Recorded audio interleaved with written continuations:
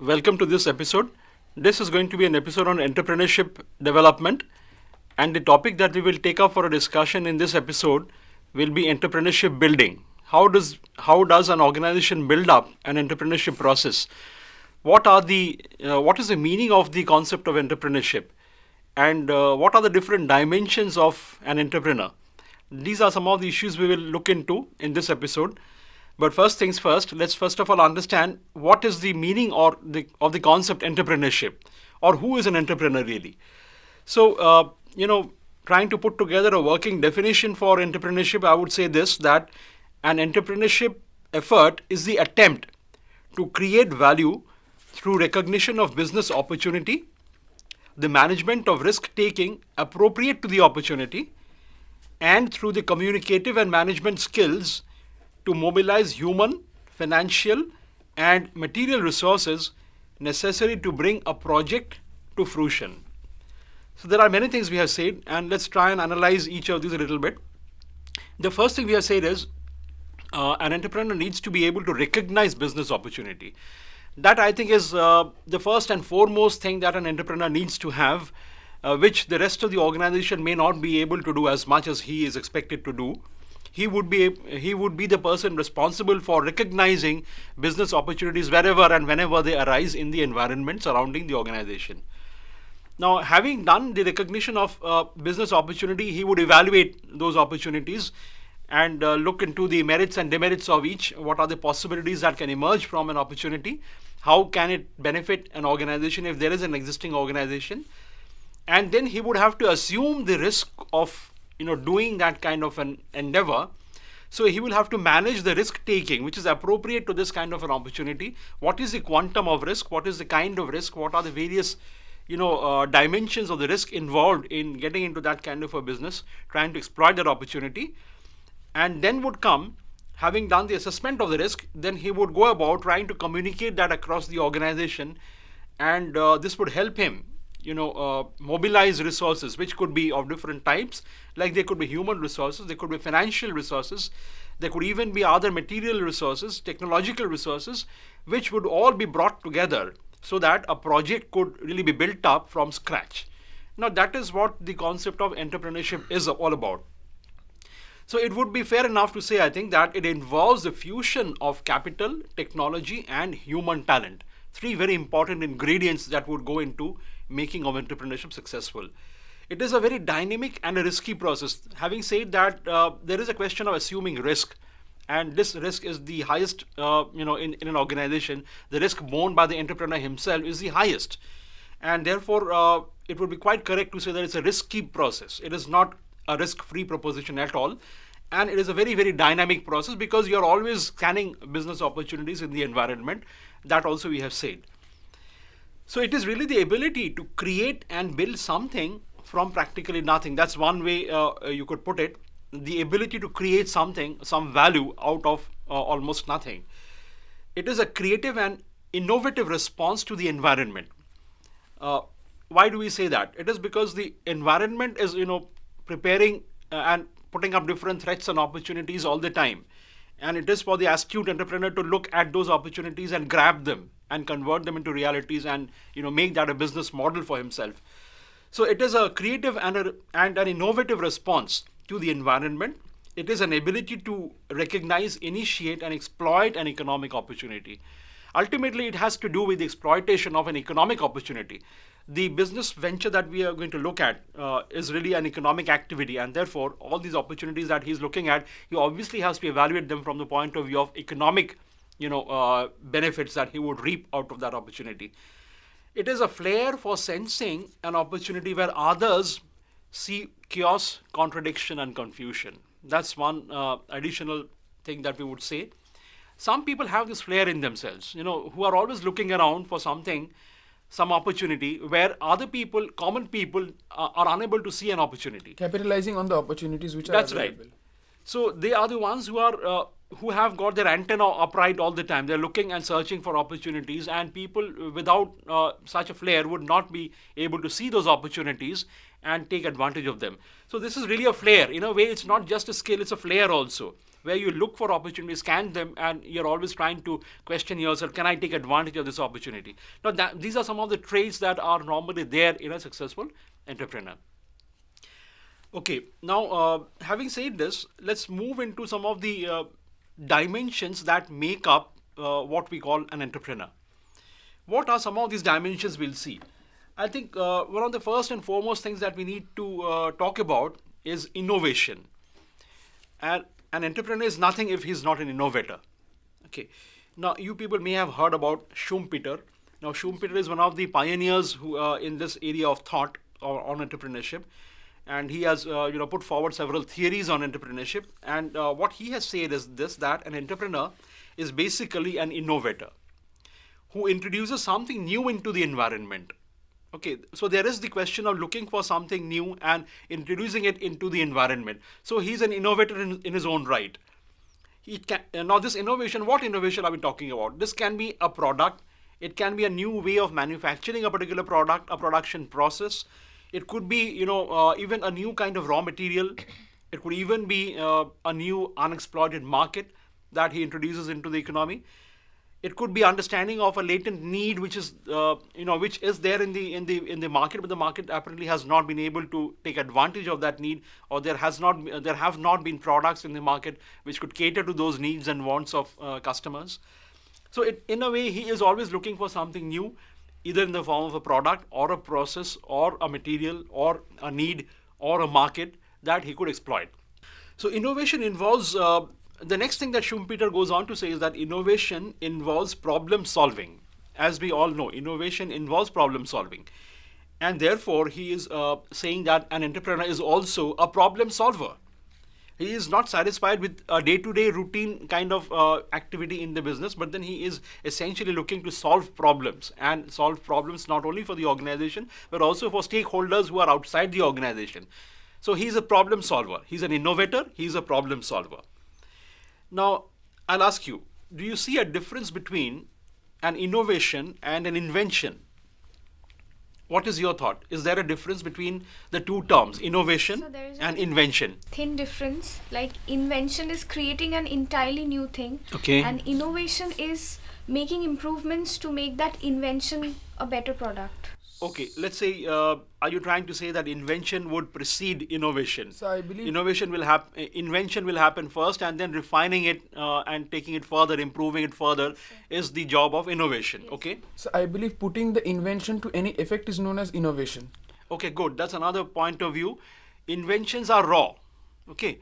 It could be a scientific discovery or invention. It could be something which is not very commonly understood. Now, to make this of commonplace understanding, to make it useful, you require innovation. Okay. So, in fact, that you're quite close to what it is. An innovator is distinct from an invention, and in what way is it different? An inventor discovers new methods and new materials. Okay. Now, that's his job. An inventor does that. But then an innovator utilizes or applies invention and makes it user friendly. That's what an innovator is supposed to do. He makes use of inventions and discoveries in order to make new combinations or new benefits which yield both satisfaction on the part of the people who are going to make use of that invention in their day-to-day lives, and it would also lead to profits on the part of the person who is inventing and innovating it. So, we should aim at economic feasibility of that invention. Obviously, an invention could be, as I said, quite raw, and it may not have a human face to it. Okay, but then it is the role of an innovator who is going to give it a human face, who is going to make it, performance oriented. That's important, and that's the reason why Schumpeter has stressed that the role of an entrepreneur is really that of an innovator. He does not stop where an inventor would stop. An inventor is concerned with the technical work that he is doing, and he is in the process of discovering or inventing. Whereas the entrepreneur, being an innovator that he is, he would convert the technical work into economic performance. Now that's where the difference lies, and the two people come apart very different. Now, this is what we are trying to say, that every entrepreneur is some sort of an innovator who is dealing at times with inventions and discoveries which are quite new and which are uncut diamonds actually.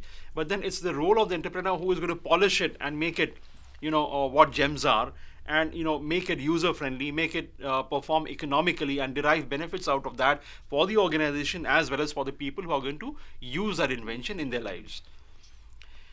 So Schumpeter goes on to stress the role of the entrepreneur, therefore, in the economic development process in a society. Now, he recognized that development, is a process, and it is not just putting money into the bank and watching it grow. Now, that's why he says that the entrepreneur has got a specific role. He is not one who is satisfied with putting money in the bank and watching it grow. He would rather bring about changes in the entire process of development economically all around, and therefore he's also a change agent as far as society is concerned. So, like what you talked initially about the flair, which is there in individuals in order Yes. to take risks. Absolutely, it's a flair that is individualistic, and it is based because of this flair that he is going to exploit and explore territories which are hitherto unknown, and therefore he would brush with inventions, and he would innovate on those inventions, and he would also try to make it economically feasible and profitable, because ultimately there is the question of profit, and people get into entrepreneurship with a profit motive in mind. So he will not be ignoring that aspect of business does not go away, but the fact is he does not exist to make money alone. He does not exist to amass wealth alone. He also tries to give back to society a lot more than just the money that he earns. Okay. So in that sense, he is a role model for development in society. He is in fact a change agent, as I said some time back, and he is like a catalyst who works in favor of developing, in favor of the economic development of society at large. Okay, so that's the most important dimension of an entrepreneur. The second dimension of the process of entrepreneurship that we talk about is something called a function of high achievement. I repeat, it's a function of high achievement. Now, what do we understand from this? There have been behavioral scientists who have worked with things like something called the need for achievement. There are many, if you would know, that there are hierarchy of needs. Okay, there are basic needs, there are secondary needs, and there are very high level needs. And the need for achievement is a very high level need. Ordinary human beings, ordinary people do not even realize that they have a need for achievement. But then there are some people who, having fulfilled the basic and the secondary needs, the primary and the secondary needs, go on to realize that there is a need to achieve something in this life. Okay, and they are the ones who are people driven by a need for high achievement. Now, one of the behavioral scientists, McClelland, stressed that the need for achievement is the most relevant factor for explaining entrepreneurial behavior. I repeat, he said that the need for achievement is in fact the most important factor in explaining entrepreneurial behavior. Now, this is what we would like to discuss on a little more, but then I think we need to go into a short break at this point of time. We come back and explain further on this. What is this function of need for high achievement, and how does it relate to an entrepreneur? Now, having said that, we have gone into an understanding of what are the different dimensions involved in this process of entrepreneurship, and we have talked about something very important that's called innovation. And I have also tried to tell you what are the views of Joseph Schumpeter on this idea of innovation, how an entrepreneur is really a very big innovator. And then we went on to say that another dimension, a very important one, is a need for high achievement, which is felt by all successful entrepreneurs. And we did talk about McClelland, who has said that the need for achievement is in fact a very significant factor for explaining entrepreneurial behavior. People with a high need for achievement are more likely to succeed as entrepreneurs, is what McClelland goes on to say. People who do not experience a very high need for achievement are perhaps not going to be as successful as entrepreneurs as the other people who feel that need for achievement to be quite intense. Okay, and such people, another characteristic feature of such people is that they are not influenced by merely monetary rewards. Okay, as compared to people who feel a low need for achievement. Now, people with low need for achievement are quite happy, counting money and making their money grow. Amassing wealth is what they would do. But then people who feel this need for achievement, and quite intensely so, are driven by goals other than merely monetary rewards. And as I said, an entrepreneur is really a missionary or a crusader of some kind who is driven by things which are, apart from, accumulating wealth. He tries to give to society a lot more than he would take away from society. And such people, they believe that, they really believe this, that they can control their own lives and their destinies, and they can even control the lives of others who come in close contact with them, as distinguished from a belief in luck. Ordinary people tend to believe in luck, and they, whenever they're successful, they think that they have been lucky, or whenever they have not been so successful, they attribute that to bad luck. But that's not a feature of the entrepreneurs normally, and they believe in working hard, and they also know that if they work hard, they will be able to control their destinies, and they are sure that success would follow them. So they are very different in this respect, that they do not attribute things to luck. They would rather make it work in their favor. And they are, as a result, willing to take calculated risks. People who do not want to take risks are the ones who will never make it as entrepreneurs. Now, these people, because they do not believe in luck and believe in hard work, are willing to assume that amount of risk, which the other kind of people will not do. And So we can say that risk is a very important aspect of entrepreneurship. So absolutely. When we try to define entrepreneurship, you will recall we said an that entrepreneur is a risk taker. he's a big risk taker. And as I also said, I think that he's the one who assumes the highest proportion of risk in an organization. If he builds up an organization, just think about it. Who is the person who is finally responsible for everything? Who is the person who is bearing the risk for the entire business of the organization? It is the entrepreneur. So therefore, he assumes a great amount of risk on behalf of the organization and the other stakeholders of the organization. So he's a big risk taker. There's no doubt about that. But then I'm saying that he's also a calculated risk taker. He's not taking risks which are, uninsurable. He tries to evaluate and weigh out pros and cons of every risk that he takes. But then he obviously has to take risk. And somebody who cannot take risk will perhaps not be able to venture out as an So entrepreneur. so it involves a lot of planning on his part. Absolutely. It needs a lot of planning, because after all, even if you're a risk taker, you will try to minimize the incidence of uninsurable risk, right? You try to make sure as far as possible that the risks you take are going to pay off the way you want them to.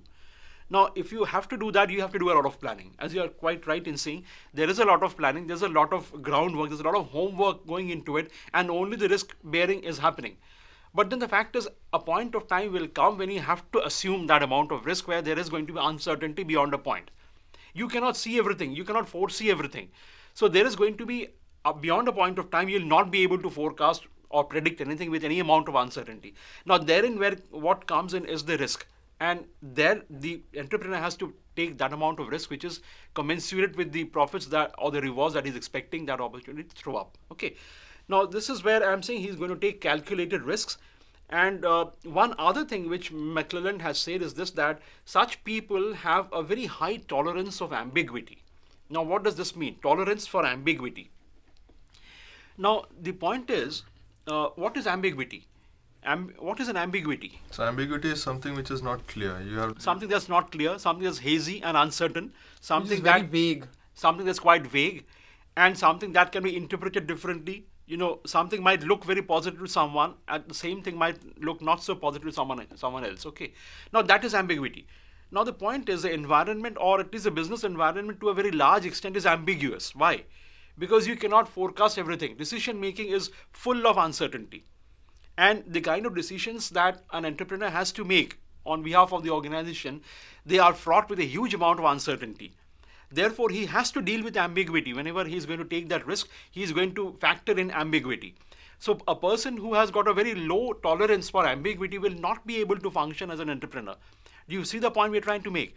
If you are someone who cannot handle uncertainty, if you're someone who always wants clarity in things that you would do, then you are perhaps not on the track to entrepreneurship, because you will have to deal with uncertainty day in and day out, and much of this you'll have to bear as an amount of risk. Okay, so that's where the entrepreneur plays a very significant role, and a very different kind of a role within the organization, where he has to deal with the uncertainty to a maximum amount. Okay, the other functionaries within the organization, like the managers, for example, they do not handle ambiguity as much as the entrepreneur does. They handle ambiguity to a certain extent, but then they normally try to deal with organizational matters that are foreseeable to a very large extent. It is the entrepreneur who goes beyond that point and assumes a risk where things are very, very uncertain. So this is where we are saying that without a need for high achievement, you are not likely to succeed as an entrepreneur, because you will not be able to have that tolerance for ambiguity, which is an important ingredient in the personality of an entrepreneur. Okay, fine. The next thing we say is that it is also entrepreneurship is also to do with a lot of organization building function. An entrepreneur is not just a standalone, individual. He in the beginning only we say that he tries to mobilize human resources, financial resources, and other material resources, and all of them come into play, trying to make his dream successful. If that is so, he'll have to build an organization. He'll have to build formal structures for that, so that people in the organization know what their respective roles and responsibilities are, and how would they behave with other people in the organization. So an entrepreneur also has got the organization building capabilities within him. That's quite right. An entrepreneur needs to have organization building capability. He needs to be able to frame, good structures, meaningful structures in the organization. He has to set up meaningful roles and responsibilities for people who would man those positions in the organization.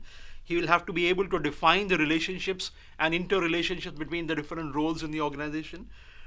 So it's a question of I have a question. Yeah. We can also say the entrepreneur is also a very good influencer, because once he's able to influence others, then only he's having the ability to build an organization. Quite right, Shani. What you're saying is absolutely right. He is a great stimulator, a catalyst, if I may use that word, because he has to influence people. See, the point is, entrepreneurs do not achieve their dreams through their solo efforts alone. Okay, they have to depend on other people to deliver their dreams. Now, the point is, unless you are able to influence those people, unless you're able to motivate them, unless you're able to catalyze their efforts into a meaningful area, you will not be able to realize your dreams. So the point is, you are trying to achieve your dreams through the efforts of many people. The efforts are not single-handed. They are coming from different quarters, from different people. So you have to be a big motivator, a big influencer, and I fully agree with what you're saying. So entrepreneur, in a way, they possess impeccable leadership qualities. They have to. In fact, that is what Harbison, another thinker in this area, has said, that unlike Schumpeter, Harbison's entrepreneur is not just an innovator. He is saying that he is in fact an organization builder. More than anything else, he is an organization builder. If you look at the modern day entrepreneur, he's really an organization builder who has to harness new ideas of different innovators within the organization and outside, and channelize it in a manner that would benefit the organization itself. So he is working with the innovations and inventions of other people in the organization and making them work in the desired direction. So they are simply, in fact, that's what Harbison goes on to say, as Vikash, you just said, that they are simply good leaders and excellent administrators. Because otherwise, you will not be able to build an organization if you don't know the basics of administration. Even if you have a dream, a great idea, that idea may not become fruitful, because after all, you have to have a business model. And to build a business model, you have to have an organizational model, which needs to have definite structures. And so you have to be an organization builder at the end of it. Okay. Now, the next thing that we say is that it is also a function of managerial skills and leadership. Something that Vikash pointed out just a moment back, that a person who would become an entrepreneur must have more than a drive to earn profits and accumulate wealth. So he has to be a leader. Now, I would ask you the same question again, what is the difference between a manager and a leader? So a manager is primarily restricted to earning revenue, if you see it from one point of view. Whereas leader is more like kind of a person who is there to lead people who are ready to follow him and achieve a certain objective. That's right. See, fine. I mean, whatever you have said is right. May I add to this? And I say this, that a manager in an organization enjoys a formal authority by virtue of the position that he is given. Okay. Exactly. So he has formal authority to discharge certain duties, and he has supervisory powers over some other people in the organization. And then he discharges the duties based on the roles assigned to him by the entrepreneur. Okay. Now, who empowers the manager? It is the leader who has to empower the manager. So, who is a leader in that organization? It is the entrepreneur. So, really speaking, the leadership role is very different from the managerial role. Are there any more thoughts on this? okay, fine, let me say this, that a manager normally takes the role for granted, he takes the resources for granted, he takes the markets for granted, and he works within certain boundaries laid down. Okay, he does not make too many changes. He makes changes, all right, but then the amount of changes he makes and the amount of impact that his changes have on the overall health and growth of the organization are to a certain extent restricted. So I Okay, mean, he cannot make sweeping changes. In fact, managerial roles are not boundaryless. So there again comes the point of formal and informal authority over the Obviously, subordinates. I mean, a manager by definition is someone who enjoys formal authority, but then he can also have informal authority. That's where he's perhaps outgrowing that role and becoming more of a leader. What you say is correct. There are several managers who are not just managers but then leaders also, because they have been able to outgrow that role and they have been perceived as people who could be followed by other people in the organization. That means they are really growing out of that role of a manager and becoming more of leaders. Now, this is what we are trying to say, that an entrepreneur, more than anyone else in the organization, has to be a leader, essentially. He need not be a manager. He needs to be a visionary for the organization. He needs to be able to pull people along with him, because it's he who has a vision, it's he who has a dream. And it is possible for such a person only to pull the different resources along with him. There would be pulls and pressures and contradictions from different directions, right? There'll be pressures pulling you in different directions, but then who is going to resolve all those conflicts? It is the entrepreneur who would do that. So he would not be able to do so unless he is perceived to be a great leader by the organization that he runs. Okay, so he is in fact a great leader, and like all great leaders, he has the charisma to pull people along with him. So this is what we are saying, and it's time for we have to time out from here because we have come to the end of the episode.